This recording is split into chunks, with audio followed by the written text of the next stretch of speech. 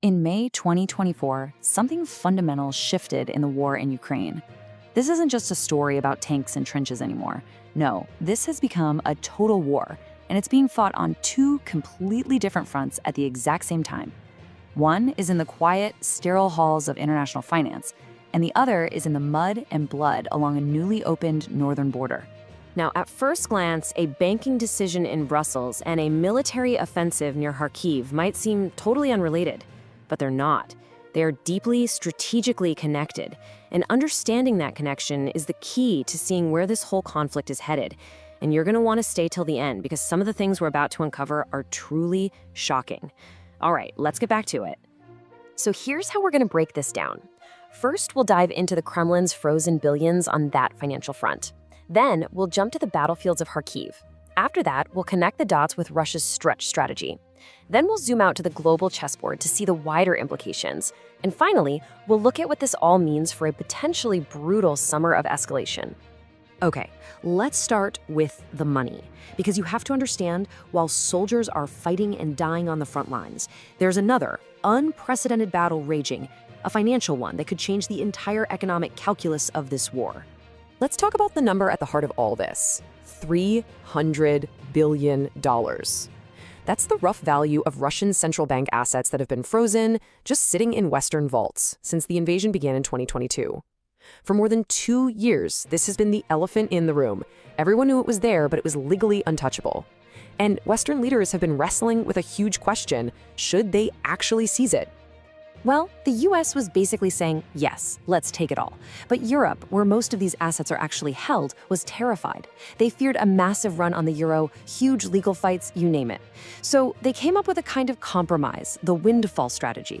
The idea is, instead of grabbing the $300 billion itself, they're just going to seize the profits and interest it generates. We're talking about an estimated 3 billion euros. That's about $3.25 billion every single year.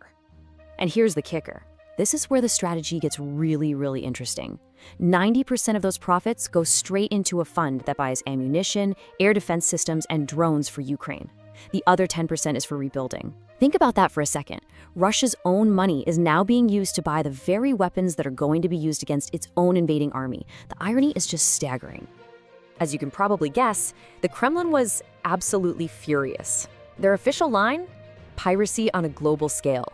They've called it theft and have sworn they will retaliate.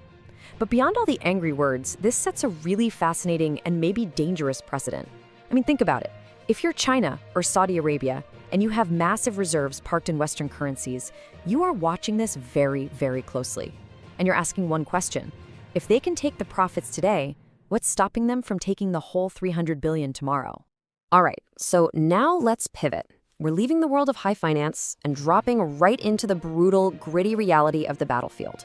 Because at the exact same time that these bankers were hammering out the final details in Brussels, the Russian military was launching its biggest cross-border attack since the early days of the war.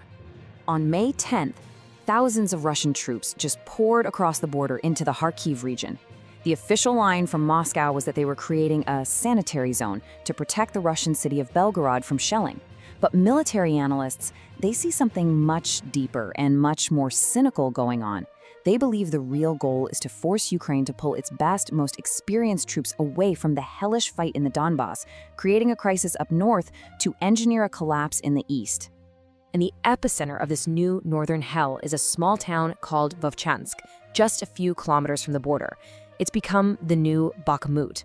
We're hearing reports of brutal street-to-street fighting, and this battle has revealed a terrifying Russian tactic, the widespread use of UMPK glide bombs.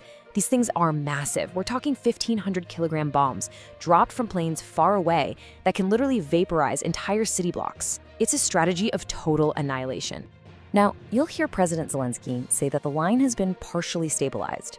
But while Ukrainian forces are fighting with incredible bravery, you have to understand that stable is a tragically relative word here. The gray zone, that contested territory, is growing every single day. The human cost is just unimaginable. And if both Chansk falls, it gives Russia a direct path to put Kharkiv, Ukraine's second largest city, directly in its artillery sights. So how do these two fronts, the financial one in Brussels and the military one in Kharkiv, actually connect? Well, this is where you start to see the brutal genius of Russia's current playbook. It's all about creating impossible choices for Ukraine.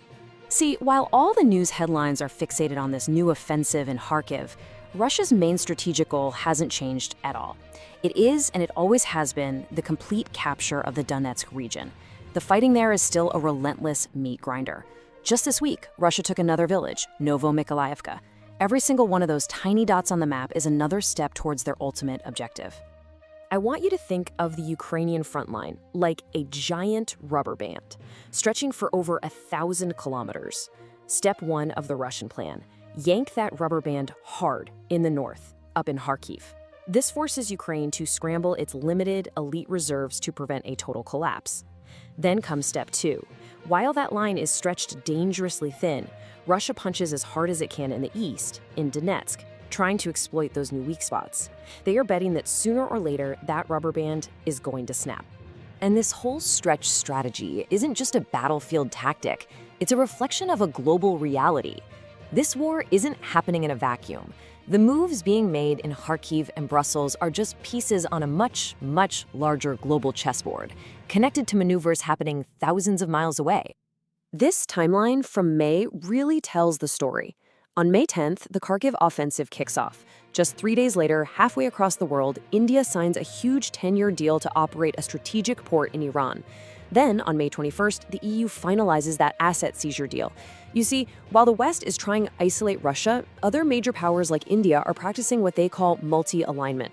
That port deal, for example, strengthens a trade corridor that helps Russia bypass Western sanctions, giving it a vital economic lifeline. At the very same time, that long-delayed $61 billion US aid package is finally starting to reach the front lines.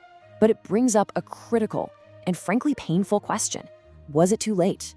Did those months and months of delay create a munitions hunger in the Ukrainian army, a window of extreme vulnerability that Russia deliberately and effectively exploited with this Kharkiv offensive? So, what does this all add up to as we head into what is shaping up to be an incredibly tense summer? Well, what was once called a war of attrition has now clearly evolved into a war of escalation on every single front. Let's just quickly summarize the state of play. The EU is now committed to generating 3 billion euros a year from Russian assets to arm Ukraine. Russia, in turn, has committed an estimated 30,000 troops just for its new northern front, and Ukraine is now forced to defend an active frontline over 1,000 kilometers long. The decisions made in May have locked both sides into a dangerous new phase of escalation where every move on one front has immediate and potentially devastating consequences on the other. And this brings us to the final crucial question. Is weaponizing these frozen assets a financial masterstroke? Is it a genius way to make the aggressor literally pay for their own destruction? Or is it a step too far, a dangerous precedent that risks shaking the very foundations of the global financial system, with consequences that nobody can yet foresee? There is no easy answer here. The only thing that's certain is that this two-front war, this war of finance and of firepower, is really just getting started. To keep following how this story unfolds on both fronts, make sure you subscribe to the channel for our latest analysis.